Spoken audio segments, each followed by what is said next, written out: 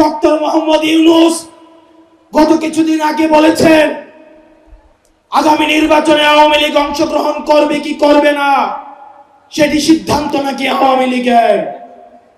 Doctor Mohammad Yunus, আপনি ভুলে যাবেন না আমরা আপনাকে ক্ষমতায় বসিয়েছি। আওয়ামী লীগ নির্বাচন করবে কি করবে না, আওয়ামী লীগ আসবে কি আসবে না, এই সিদ্ধান্ত নিয়েছি আমরা। আওয়ামী লীগ মারা গিয়েছে বাংলাদেশে আর জানাজা হয়েছে দিল্লিতে।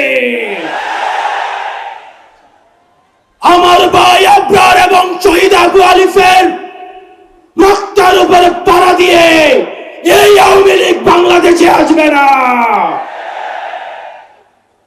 এই সংস্কার আমাদের দেশের সবচেয়ে বড় সংস্কার, আওয়ামী লীগকে নিষিদ্ধ করতে হবে।